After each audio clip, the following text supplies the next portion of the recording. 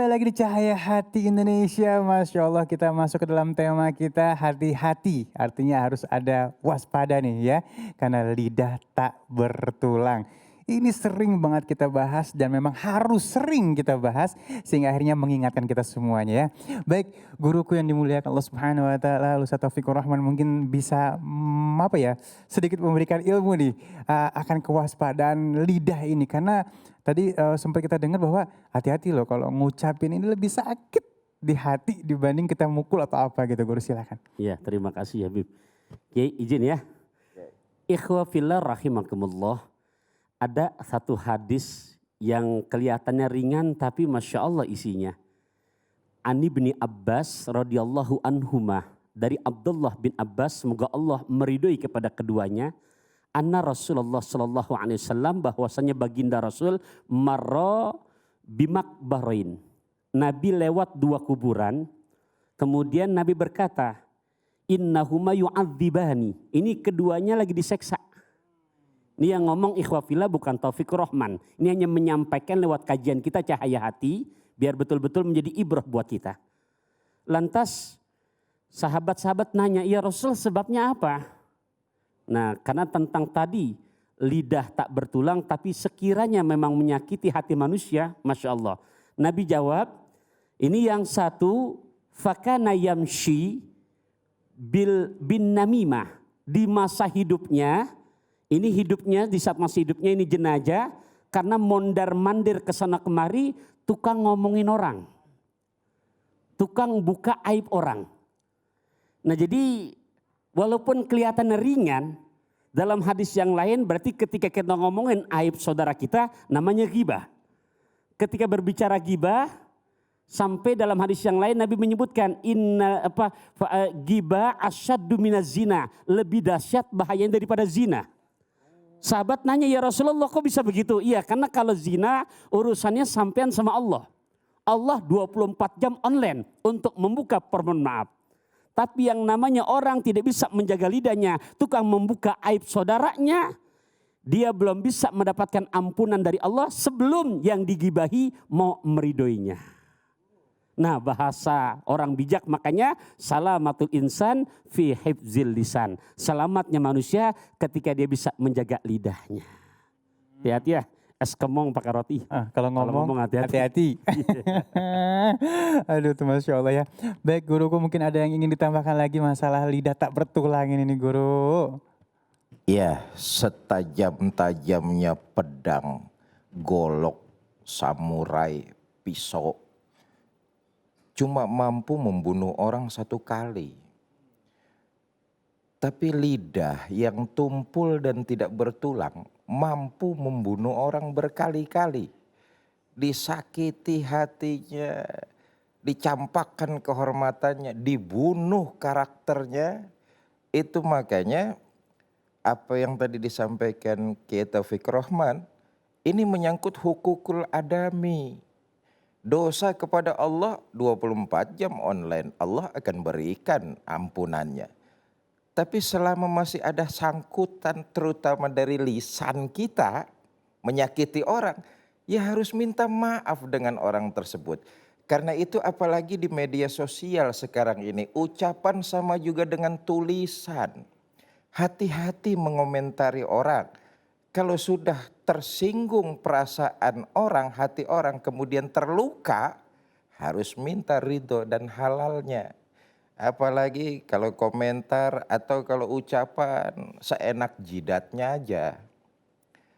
Yang satu mengatakan maaf, yang terjadi sekarang ini kan perang kata-kata yang tidak pantas. Apalah, itu kan juga sudah ucapan yang keluar menyakiti dan menyinggung perasaan orang. Kalau itu yang terjadi, maka harus minta kehalalan orang lain. Karenanya sekali lagi memang lidah ini, ucapan maupun tulisan di media sosial, kita ini harus bijak mengomentari. Jangan sampai menyinggung perasaan orang. Kira-kira seperti itu, Wan Ali. Iya baik ya. Memang kadang-kadang nafsunya mulut ini bicara. Nah kalau udah bicara nggak pakai nafsu, berantakan semuanya. Nah mungkin ada penambahan lagi, Ki. ungkapan dari sahabat Nabi pun juga mitohak beliau langsung. Dalam kitab yang ditulis oleh Syekh Muhammad Nawawi bin Umar Al-Jawi, di mana lidah makanya nggak ada tulangnya. Ini filosofinya, dipagari gigi yang nggak ada dagingnya. Kurang, dipagari lagi 2 bibir yang memang jelas daging semua.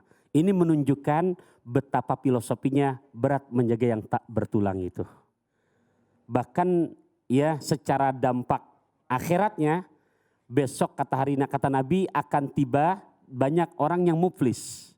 Muflis ini kalau bahasa pantun saya ya Mas Parto ke Lombok, udah jatuh ketiban tembok. Ya Allah. Kalau tangga masih kecil masih bangun, ini tembok ketibannya udah. Ledar. Ya, jadi bahasanya Nabi nanya, "Atadruna manil muflis?" Sampean tahu nggak apa definisi orang bangkrut?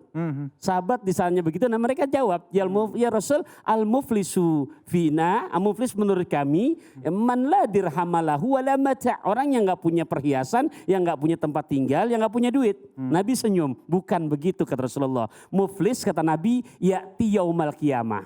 Besok akan datang pada hari kiamat bisolatin dengan pahala solatnya. Jadi tukang solat di dunianya. Banyak ibadah solatnya. Kemudian bisiamin dengan puasanya bahkan puasa sunnahnya. Bizakatin dengan pahala zakatnya. Tapi semuanya sudah habis ludes. Allah hadiahkan kepada orang-orang yang di dunianya sering disakiti. Tidak bisa menjaga lidahnya.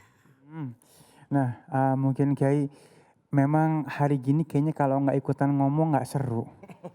Bahkan ngetren gitu ikutan ngomong walaupun nggak ada yang pantas diomongkan. Kadang-kadang malah melebihkan istilahnya panjat sosial lah ikutan ngomong.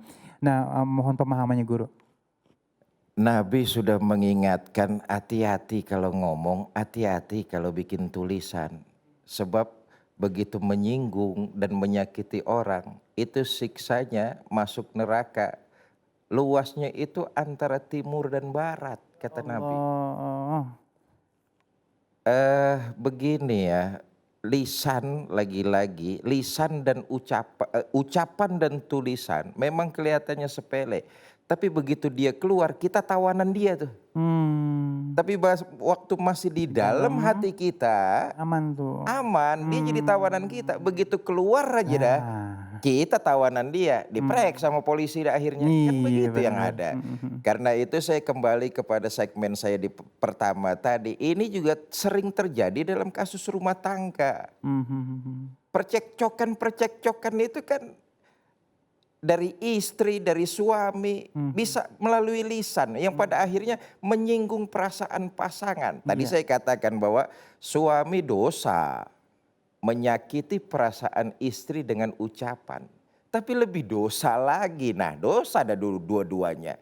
Ketika ada seorang istri yang menyinggung dan perasaan dan menyakiti perasaan suaminya. Dari mana itu? Dari ucapan. Karena itu ngomel, pakai kalimat, pakai omongan, pakai kata-kata boleh. Tapi ngomel-ngomel diikuti nafsu tuh.